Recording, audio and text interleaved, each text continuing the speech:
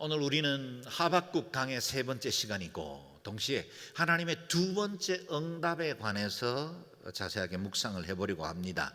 이전 두 주일에 있었던 말씀들 잠시 정리하며 오늘 본문으로 들어가면 좋겠습니다.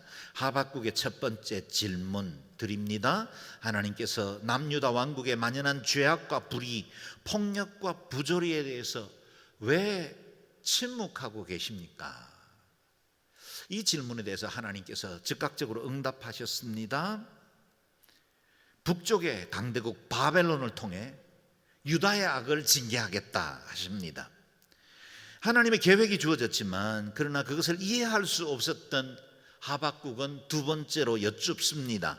의로우신 하나님께서 어떻게 유다보다 더 악하고 우상 숭배하는 이방 민족을 통해서 징계하신단 말입니까? 이렇게 기도를 마친 이후에 하박국은 파수꾼이 서는 망대 위에 서서 하나님께서 자신의 기도를 통해서 어떻게 일하실지를 바라보기로 결정했습니다. 여기에서 하박국에게 배우는 우리가 붙들어야 할 두 단어가 있었습니다. Listen and watch. 주님께서 내게 무엇을 말씀하실지 listen, 듣고 내 호소에 주께서 뭐라고 응답하실지 지켜보겠습니다. watch. 그래서 하나님 앞에 기도하는 모든 사람들은 주의 음성에 기도 기울여 드려야 하고 또 동시에 내가 드린 그 기도를 하나님께서 어떻게 응답하실지 자세히 주의하여 바라보는 것이 중요합니다.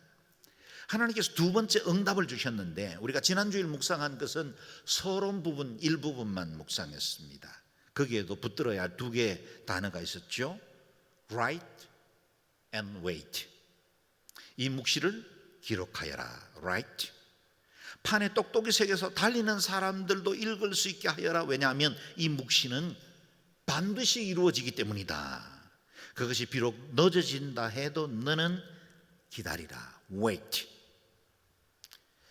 하나님께서 주신 이 말씀을 마음판에 기록해서 우리가 세상에 분요하고 세상에 다름질이 계속될 때도 기억할 수 있을 만큼 뚜렷하게 이 말씀을 기록하라.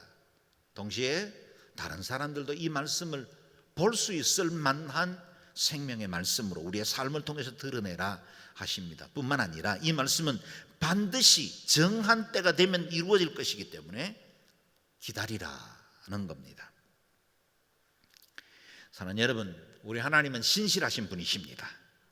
하신 말씀 그 언약은 반드시 실행하십니다. 하나님이 우리가 인내를 갖고 소망 중에 기다리라고 말씀하실 때는 거기는 하나님의 자신감이 있는 거예요. 하나님은 아시거든요. 반드시 성취하실 것이거든요.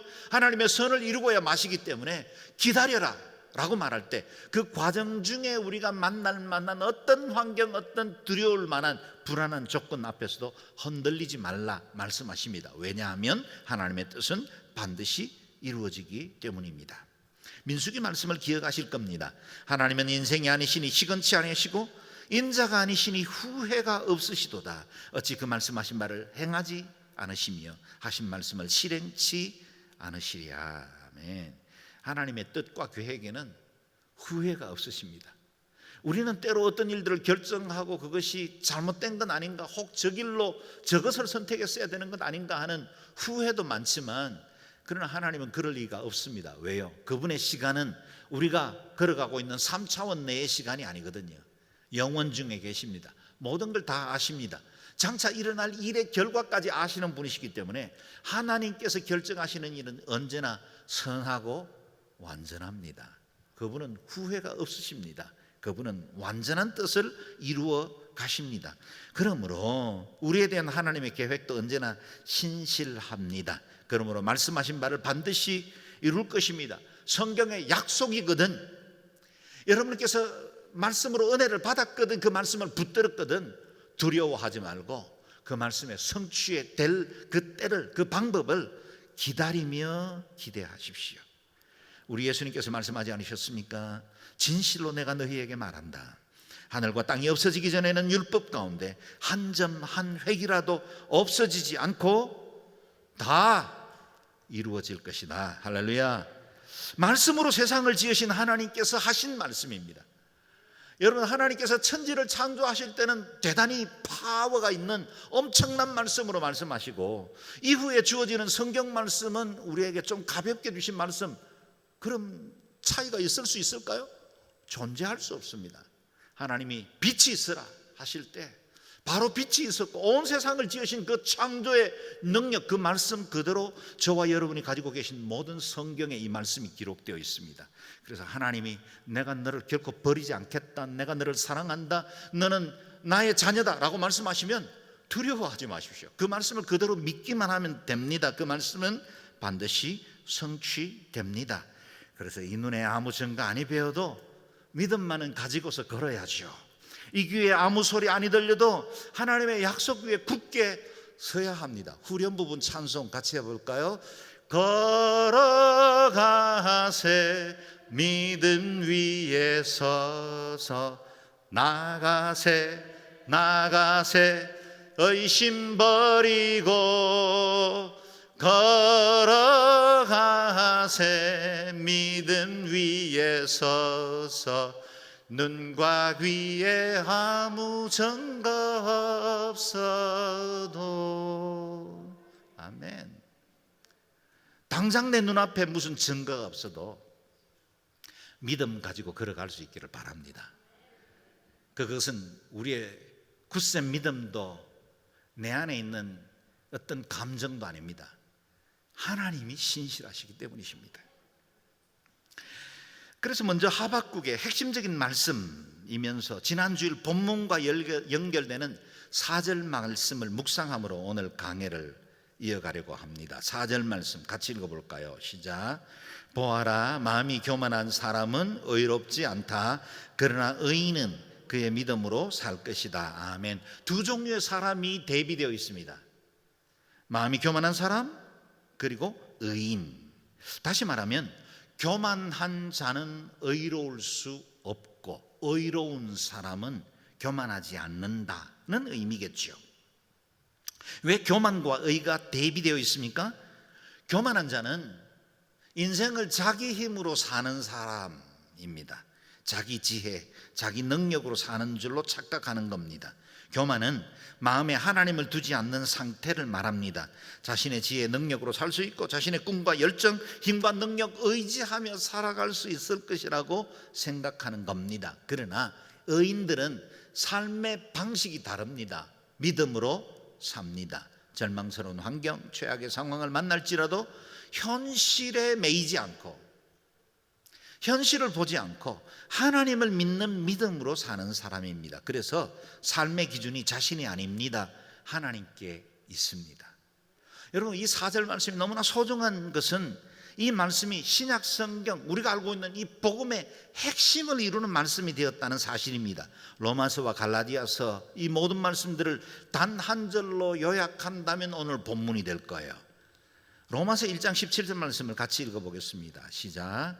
복음에는 하나님의 의가 계시되 믿음으로부터 믿음에 이르게 합니다.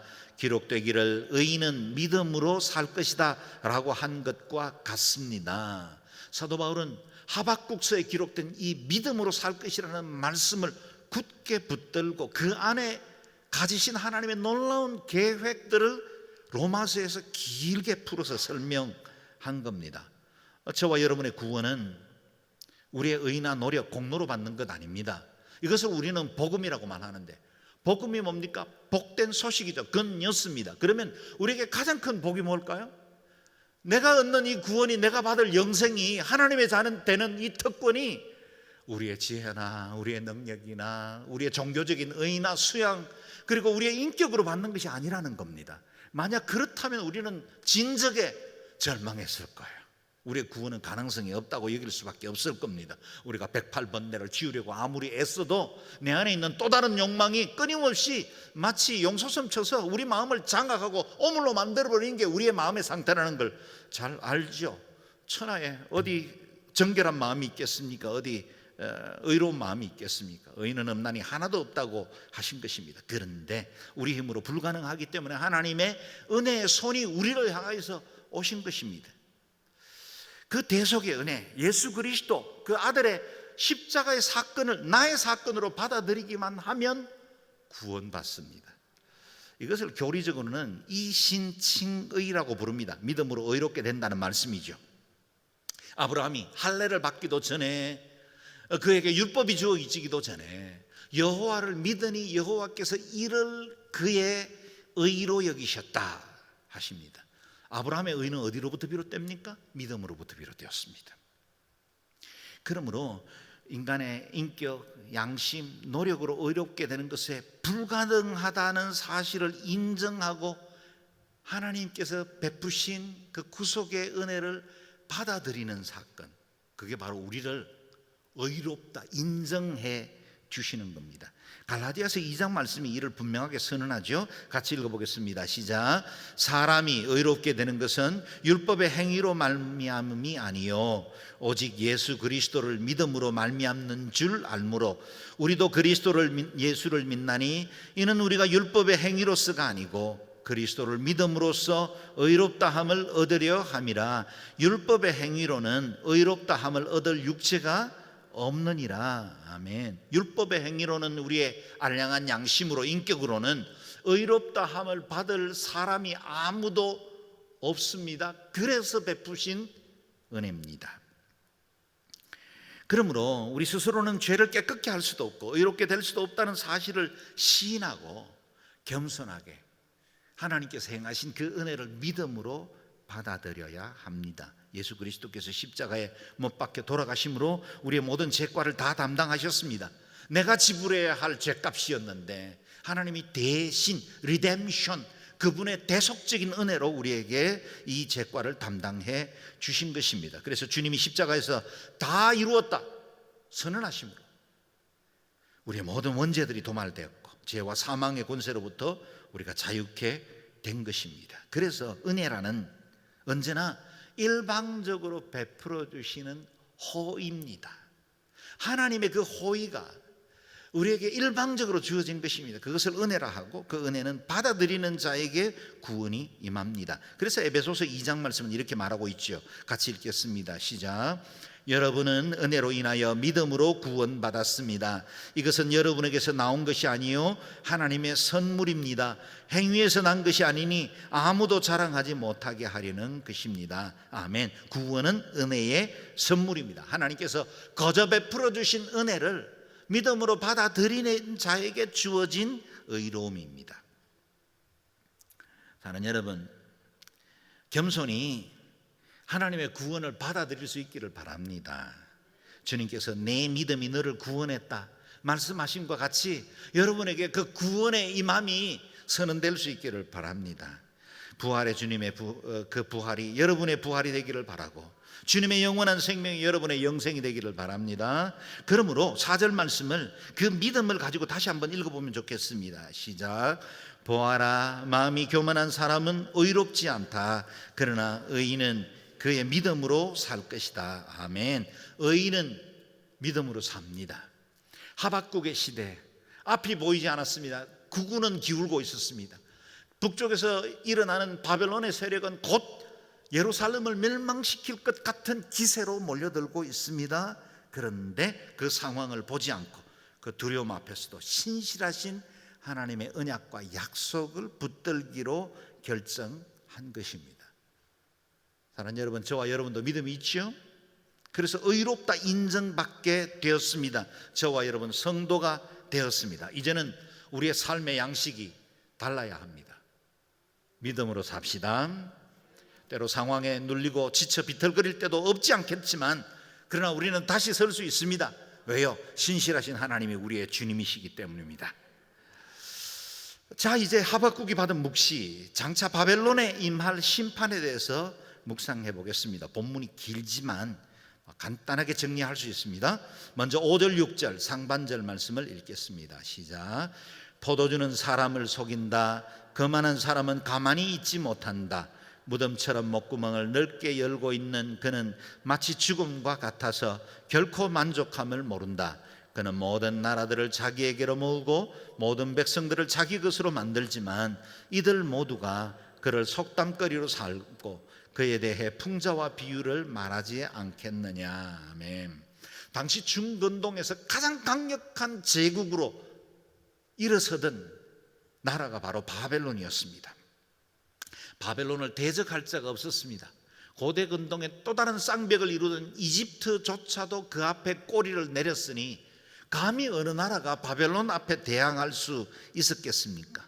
오늘 본문처럼 목구멍을 무덤처럼 넓게 열고 주변 나라들을 파괴하고 삼키면서도 결코 만족하지 않는 이 바벨론의 세력, 그것이 두려움이 됐죠.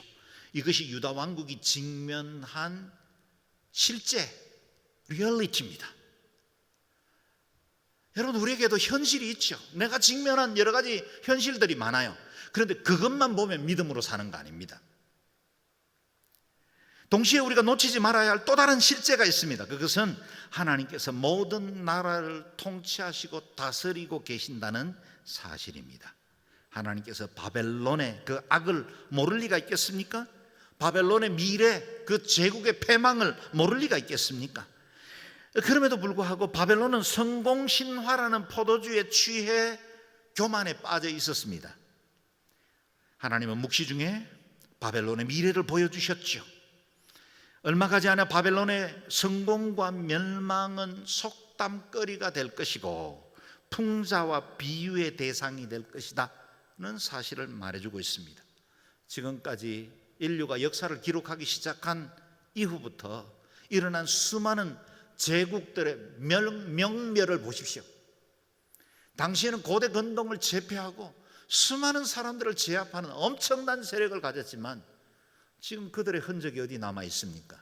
역사책에만 기록되어 있습니다. 하나님은 바벨론의 성공과 멸망이 장차 속담거리가 되고 풍자와 비유의 대상이 될 것이라 말합니다. 유다를 심판하기 위해서 바벨론은 몽둥이로 쓰임 받았지만 심판이 끝나고 그들의 교만 때문에 다시 그 몽둥이를 꺾으실 것이라는 사실을 본문을 통해서 보여주고 있는 것입니다. 그래서 이 묵시를 기록하라, 그리고 이 묵시가 어떻게 성취될지를 기다리라. 바벨론의 미래와 제국의 모든 명멸을 아시는 그 하나님이 기록하라, 그리고 기다리라 하십니다. 그러므로 성경에 기록된 모든 말씀들 이미 기록됐지요. 이제 그것이 많은 것들이 이미 성취되었지만 장차 아직 미완의 과업들이 성취될 것인지를 기다리고 바라보십시오. 아직은 우리가 광야의 길을 걷고 있고 아직은 미래를 알지 못하는 삶을 살기 때문에 불안하고 두려울 수는 있지만, 그러나 하나님의 언약, 신실하신 그 하나님을 굳게 붙들 수 있기를 바랍니다. 잠언 24장이 말씀하시죠. 너는 악인의 형통함을 부러워하지 말며 그와 함께 있으려고도 하지도 말지어다. 혹시 주변에 악한 자가, 권모술수에 능한 자가 성공하는 것처럼 보이더라도, 기세를 떨치더라도 부러워하거나 그들과 함께 하려고 주변을 기웃거리지도 말라 하십니다. 전국에는 멸망의 길입니다. 우리 하나님 공의로우신 분이십니다. 우리 하나님 살아계십니다. 거기로부터 살아있는 자와 죽은 자를 심판하러 오실 그리스도, 그분이 역사의 주인이십니다. 하박국이 받은 묵시에는 장차 바벨론이 받게 될 5가지 화를 말씀하고 있습니다. 그 5가지 재앙은 1차적으로는 바벨론을 향한 말씀이지만 말씀을 읽고 묵상해 나가다 보면 그것이 결코 고대의 바벨론에게만 주어진 말씀이 아니라는 사실을 알게 됩니다. 오늘 우리 시대의 죄악과 너무나 닮아 있고 그 죄악에 대한 하나님의 계획도 우리는 오늘 본문을 통해서 깨달아 알 수 있습니다. 마치 예수님께서 당시 종교인들, 서기관과 바리새인들에게 7가지 화를 선언하신 것처럼 오늘 5가지 화를 통해서 우리가 어떻게 하나님 앞에 서야 할지, 이 시대를 향한 하나님의 뜻을 발견할 수 있습니다. 5가지 바벨론을 향한 저주들. 첫 번째 화입니다. 6절 하반절에서 8절까지 말씀이죠. 같이 읽겠습니다. 시작. 화 있을 것이다. 자기 소유가 아닌 것으로 부요하게 된 사람아, 이런 일이 얼마나 더 계속되겠는가? 갑자기 내 빚쟁이들이 일어나고 너를 공포로 떨게 할 사람들이 깨어 일어나지 않겠느냐? 그러면 내가 그들의 약탈물이 될 것이다. 네가 많은 나라들을 약탈했기 때문에 그 나라들 가운데 살아남은 백성 모두가 너를 약탈할 것이다. 내가 사람의 피를 흘리게 하고 땅과 도시와 그 안에 사는 모든 주민들에게 폭력을 행했기 때문이다. 아멘. 바벨론은 자기 소유가 아닌 것으로 부욕해 되었습니다. 그들은 탐욕을 가졌습니다. 그 탐욕으로 수많은 나라들을 정복하고 그들이 가진 것들을 탈취했습니다. 그것에 대해서 바벨론의 탐욕에 대해서 하나님은 장차 심판하실 것이다 라는 사실을 말씀하고 있는 것입니다. 그들이 착취한 것처럼 그들도 약탈당할 것이라 말씀합니다. 그들이 부정하게 쌓아놓은 모든 부와 재산들 마치 빚쟁이들이 달려드는 것처럼 다 빼앗기게 될 것이라고 말씀하십니다. 다른 사람의 눈에 눈물 흘리게 하는 못된 사람들 하나님 그냥 보지 않으세요. 지금 좀 억울하고 지금 이해되지 않더라도 여러분 하나님의 그 심판 의로우심에 대해서 신뢰하고 맡겨드리십시오. 내가 복수하려고 하고 내가 어떻게 갚아보려고 하면 또 다른 원수를 만들 뿐이고 또 다른 아픔과 상처만 남을 뿐입니다. 하나님이 살아계십니다. 공의로우신 심판자이십니다. 그분께 맡길 수 있기를 바랍니다.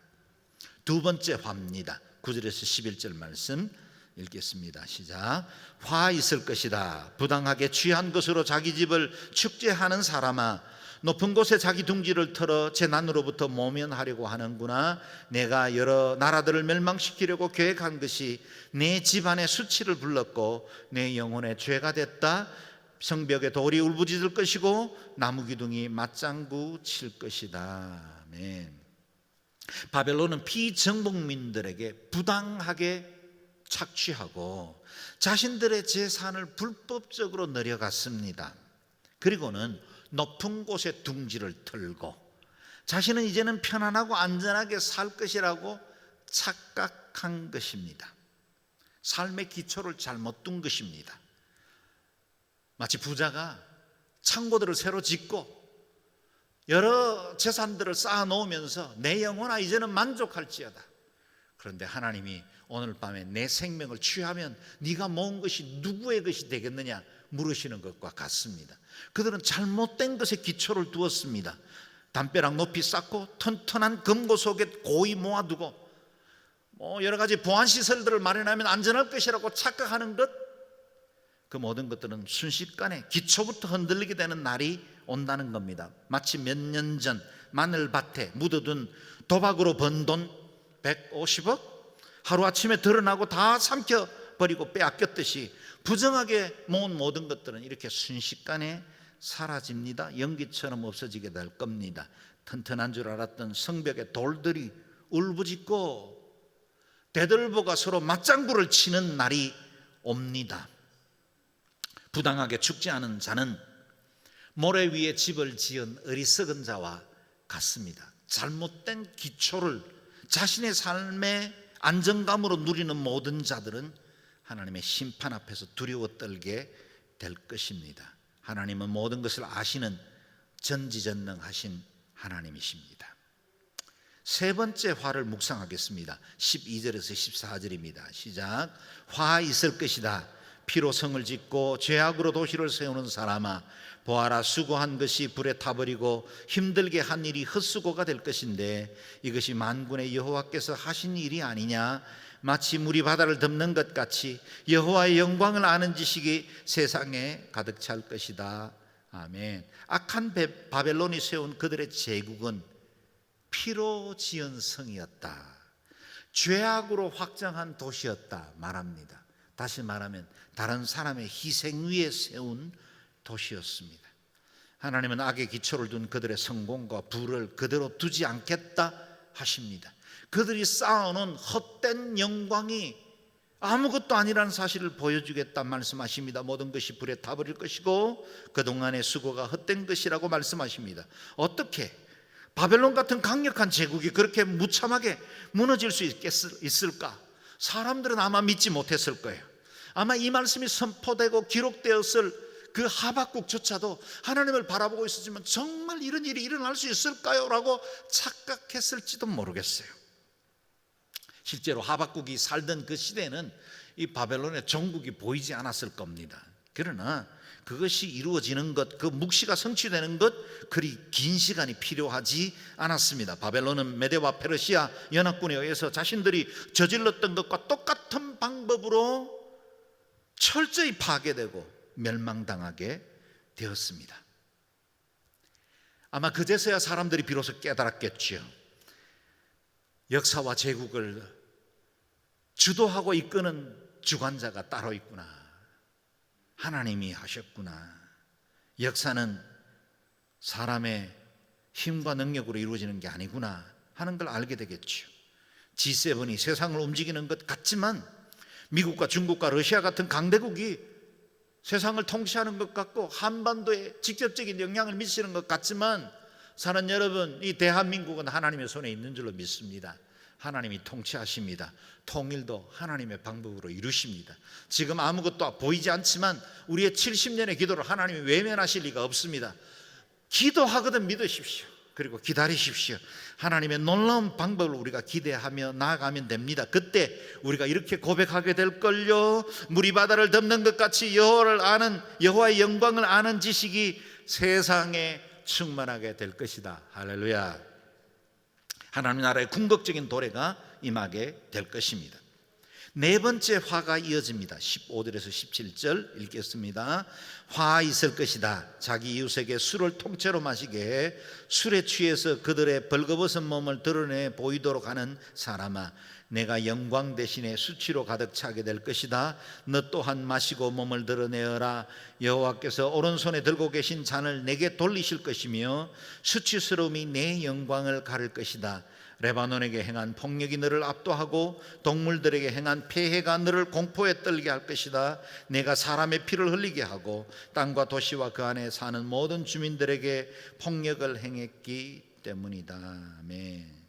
마치 바벨론이 포도주에 취해 이성을 잃어버린 것처럼 그 악을 다른 주변 이웃 국가들에게도 전염시키는 그런 일들에 대한 심판입니다. 악한 영향력을 확산시키는 것에 대한 심판입니다. 사람들은 다른 사람들의 성공과 부를 보고 자신도 그 같은 성공을 얻기 위해서 수단과 방법을 가리지 않으려고 할 때가 많습니다. 그래서 악이 정당화되면 안 됩니다. 불법이 일상이 되면 안 됩니다. 아닌 것을 아니라고 말해야 합니다. 오늘날 지금 차별금지법 같은 이 독소조항을 품고 있는 법의 제정이 악한 이유가 뭡니까? 그릇된 것을 당연한 것처럼 만들어버리려고 하는 시도 때문입니다. 그릇된 영향력이죠. 마치 바벨론이 자신이 포도주에 취해서 이성을 잃어버린 것 같이 다른 주변 민족들을 포도주에 취하게 만드는, 이것들은 악이다라는 겁니다. 악을 조장하기 때문이죠. 하나님의 창조 질서를 정면으로 도전하는 갖가지 악법을 맞들어 벌거벗은 몸을 드러내도록 만드는 이 일들 막아서야죠. 권모술수, 거짓말과 불의, 이것도 바이러스입니다. 쉽게 번집니다. 코로나19보다 더 번식력이 강합니다. 막아서야 합니다. 바벨론 제국의 모든 영광이 어느 날 수치로 바뀌듯이 이 세상의 영화도 이 땅의 부귀도 악한 영향력도 다 수치로 변할 때가 옵니다. 하나님의 이름을 만홀히 여기지 마십시오. 하나님은 그 전능하심과 능력을 가지고 이 세상을 살피고 계시고 우리의 숨은 행위와 동기까지 다 살피시는 분이십니다. 부할 때, 가졌을 때, 힘이 있을 때 늘 자신을 돌아보아 겸비해야 합니다. 이 세상이 그릇된 영향력으로 악하게 되는 것에 대해서 가로막아서는 중보의 사람들이 되어야 합니다. 마지막 다섯 번째 화가 기다리고 있습니다. 18절 19절 말씀 읽겠습니다. 시작. 우상이 무슨 유익이 되겠느냐? 사람이 그것을 조각해 만들었을 뿐이다. 녹여 만든 신상도 거짓말을 가르치는 스승일 뿐이다. 왜냐하면 만든 사람이 말하지 못하는 우상을 만들고 자기가 만든 것을 믿기 때문이다. 화 있을 것이다. 나무에 대고 깨어나라고 하고 말 못하는 돌에게 일어나라고 하는 사람아, 그것이 가르칠 수 있겠느냐? 보아라, 그것은 금과 은으로 덮여 있을 뿐 그 안에 생기란 전혀 없다. 아멘. 바벨론이 의지하는 모든 우상들이 얼마나 헛된 것인지를 밝히 드러내고 있습니다. 우상 숭배자들에 대한 저주, 심판을 경고하고 있습니다. 사람이 얼마나 어리석은지 자신이 조각해서 모양을 만들어 놓고 그 앞에 경배하고 섬깁니다. 사람이 자기 돈을 주고 사온 그 신상 앞에 복을 달라고 비는 것 얼마나 어리석습니까? 사람이 깎아 만든 나무와 돌로 만든 우상들에게 깨어나라 일어나라 하고 빌고 있는 그것은 얼마나 어리석은 짓입니까? 결코 우리를 복되게 하지 못할 세상의 우상들에 대해 경배하며 그 앞에 절하고 그것에게 깨어나라 일어나라고 말하면 안 됩니다. 우리가 추구하는 이 땅의 명예, 이 땅의 부요, 이 땅의 모든 권력들은 다 이와 같은 우상의 존재들입니다. 금으로 은으로 덮여 있기 때문에 보기에는 찬란하고 멋져 보입니다. 그러나 거기에는 생기도 생명도 없습니다. 오로지 한 분, 하나님 그분만이 우리의 경배받으실 분인 줄로 믿습니다. 하나님 한 분께만 경배하고 그분을 우리의 주 삼아 다른 어떤 것들도 그 앞에 서지 못하도록 만드는 믿음의 정결한 사람들이 될 수 있기를 바랍니다. 하나님은 장차 바벨론과 유다의 죄악에 대해서 임할 5가지 재앙을 묵시로 알려주셨습니다. 그리고 그 묵시는 정한 때에 반드시 이루어지게 될 것이었습니다. 하박국이 망대에 올라 하나님의 뜻을 바라본 것처럼 우리도 우리 시대를 향한 하나님의 뜻을 바라보는 사람들이 되어야 합니다. 어려운 현실과 상황보다 하나님의 뜻을 바라보고 믿음으로 살아갈 수 있기를 바랍니다. 그래서 20절 말씀에 귀를 기울여야 합니다. 읽어볼까요? 시작. 그러나 여호와는 거룩한 성전에 있다. 온 땅은 그분 앞에서 잠잠하라. 아멘. 그러나 여호와는 거룩한 성전에 있다. 온 땅은 그분 앞에서 잠잠하라. 우상들은 다 헛된 것이고 바벨론의 권력과 세도도 다 사라질 것이지만 여호와 하나님은 거룩한 성전에 살아계시는 하나님이십니다. 이 땅에 권세를 가진 자도 땅을 호령하던 제국도 다 그분 앞에 잠잠케 될 것입니다. 이 땅의 즐거움과 행복을 찾아 분유하게 살던 우리의 마음속에 들려오는 소리들도 잠시 멈추고 그 하나님 앞에 잠잠해야 합니다. 내 마음에 일어나는 불평과 원망의 소리도 잠시 잠재우고 우리의 마음을 흔들고 요동케 하는 세상의 소리에도 귀를 막고 하나님 앞에 잠잠해야 합니다. 하박국은 이전에 2개의 질문을 통해서 하나님의 뜻을 물었습니다. 그리고는 결론적으로 말하는 거예요. 하나님 앞에 잠잠하기로 결정한 것입니다. 사랑하는 여러분, 물이 바다를 덮는 것 같이 여호와의 영광을 아는 지식이 세상에 가득 차게 될 것 믿음으로 소망하며 기다리실 수 있기를 바랍니다. 오늘 말씀 기억하십시오. 온 땅은 그분 앞에서 잠잠하라.